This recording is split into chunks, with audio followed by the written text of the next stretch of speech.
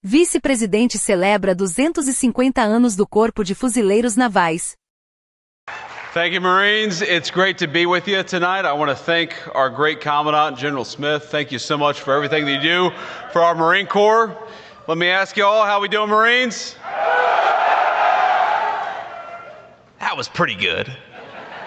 How we doing, Marines? That was better. That was better. Well, I figured I'd just stand up here and tell a lot of stories about the Marine Corps, because what else should we do when we're among friends on the 250th birthday of the United States Marine Corps than talk about the incredible stories that make our Corps great? And I'm so proud to be here. I'm so proud to be the first Vice President of the United States to have been a United States Marine.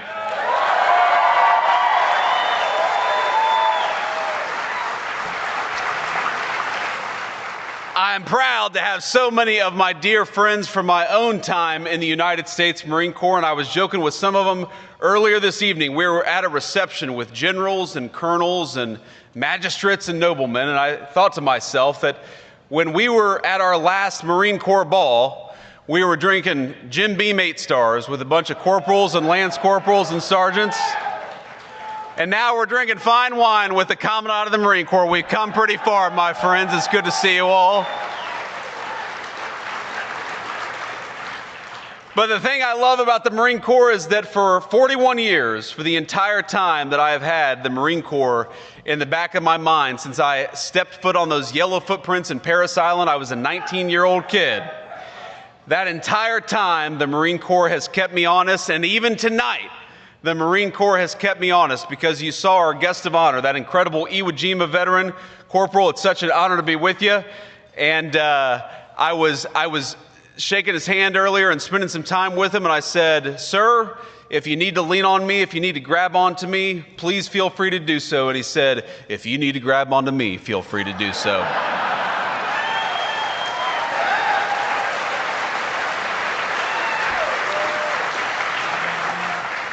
And then I shook the hand of his fellow Iwo Jima veteran, because we have a corpsman here who served in Iwo Jima. And how much, Marines, do we love our corpsmen who keep us safe?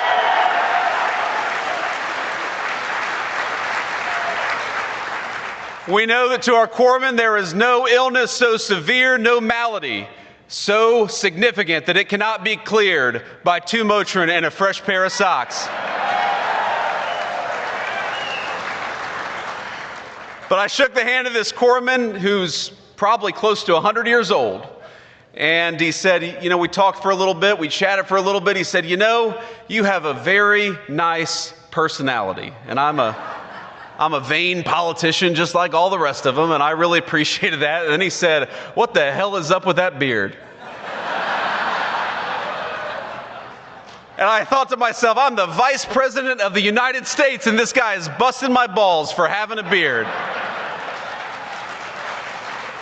But that, my friends, is what the Marine Corps does, whether we're a young Marine or an old Marine, whether we're a Lance Corporal born in 2006 or a veteran of Iwo Jima. The Marine Corps keeps us honest, because it is the proudest organization of warfighters in the world, and we are proud to celebrate its 250th birthday.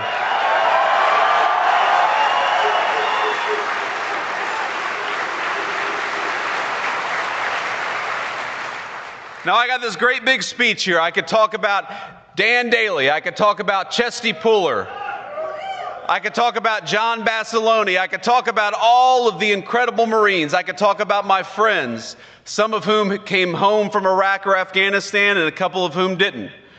We know that the reason why this organization is so special is fundamentally because we take the very best young Americans, we turn them into something even better, which is United States Marines, and we go and ask them, even when they're teenagers, even when they're not even old enough, some of them, to drink, we go and ask them to do the hardest thing in the world, which is to fight our nation's battles and to represent the United States all over the world in the proudest and most profound way possible. And I'm proud to tell you this evening that tonight, as we celebrate at the Commandant's birthday ball, from the young Marines to the old Marines, I, as your Vice President, am proud of you, and we're going to keep on winning America's wars for the next 250 years after this.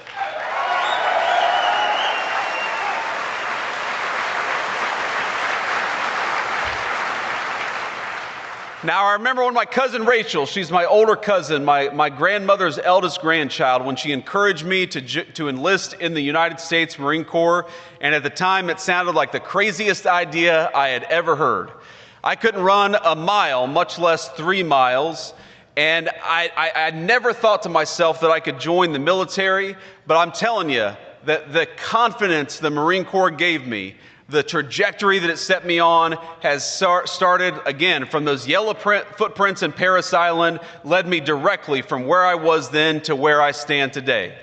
And it wasn't always an easy journey, of course, these things never are, but I remember, for example, my very first Marine Corps birthday as a young recruit in Parris Island. I went to boot camp in September of 2003, and so, of course, my first Marine Corps birthday was in Parris Island. Now, I'll tell you a little story. At the time, I thought that I was deathly allergic to shellfish. And the reason I thought I was deathly allergic to shellfish is because when I was 16 or 17, I had some terrible allergic reaction. I assumed it was because of shellfish, and for 2 years, I had not touched shellfish. I thought it was the thing that was going to kill me. And so on November the 10th in Parris Island, South Carolina, I was sitting there and they served steak and lobster. And you all know, y'all were recruits. You know how hungry young recruits get? And I thought to myself, well, on the one hand, I could be hungry and maybe save my life. On the other hand, I could roll the die with this lobster, and the very worst thing that's probably going to happen to me is a corpsman's going to take care of me. I'll get to sleep in tomorrow. And so what did my dumbass do? I ate the lobster, and I was fine, and I haven't been allergic to shellfish ever since. So one of the great things the Marine Corps can do is it can apparently cure a shellfish allergy. There are so many things I'm proud of about this Corps. One of the things I'm proud of is that the attitude and the life of service continues from the people who become generals in our Marine Corps to sergeant majors in our Marine Corps to the people who get out and lead in the civilian world. My dear friend Dave Warrington is here, the White House counsel. I'm going to embarrass Dave a little bit because though he's one of the most important people in our White House team, a brilliant lawyer, a very proud Marine, I didn't know until tonight that young David, his son, is a captain of Marines, and he's here with us tonight. So let's give it up for a family of service. There he is.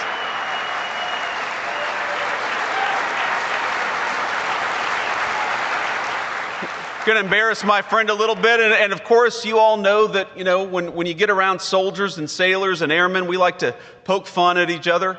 And I was talking to an Army colonel in the White House not too long ago, and I said, "Colonel, you know what they call a soldier with an IQ of 80?" And he said, "What, sir?" And I said, "They call him a colonel."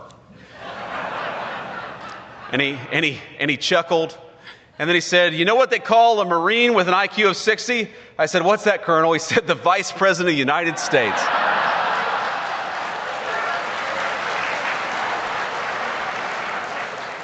And guess what, Colonel? I've got the last laugh because your ass is going to Siberia on diplomatic duty. So I hope you had your fun in the West Wing, but unfortunately, I get the final say. That's one of the good things about this job. But let me just say, first of all, from our Department of War Secretary, Pete Hegseth, a great soldier, but a person I know who loves the Marines deeply, and of course, from the President of the United States.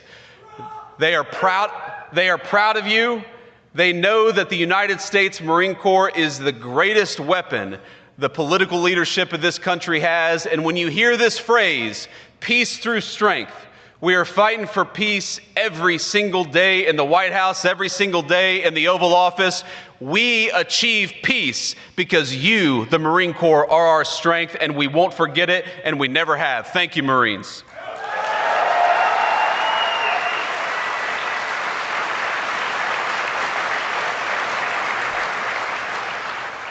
And I know we're going to do a little toast with a comment on here, but I just want to say something else, because there are two things that your political leadership cares a great deal about. I have to put on my vice president hat and tell you about it, because one of the mistakes that I think we made over the past 40 years, over my entire life, and let's be honest, it was Democrats and Republicans, this is not even a partisan point, is that we were too willing to send our Marines and our soldiers and everybody else off to war without giving you clear guidance about what you needed to do and clear guidelines for when you would come home.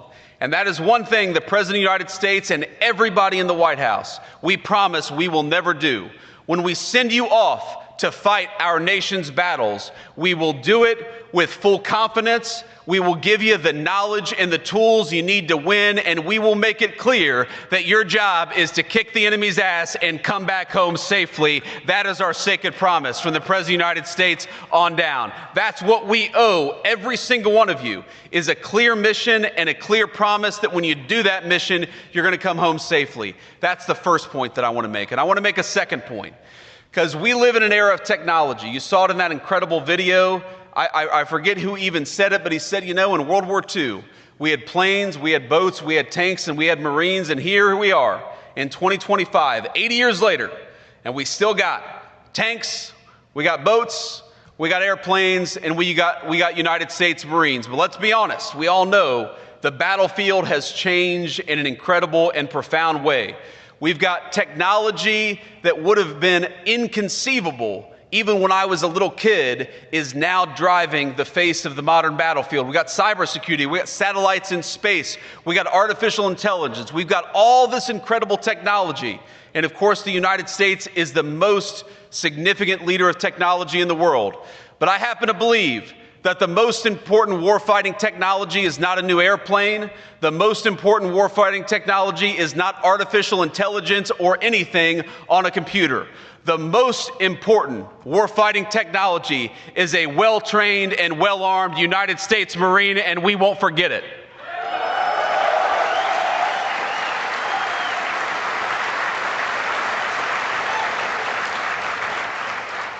So let me say, Marines, at the age of 250, not a single one of you looks older than 249. You look pretty good out there. This is a good-looking crowd. But I just want to say that everything the Marine Corps has done for me, the Marine Corps gave me great training.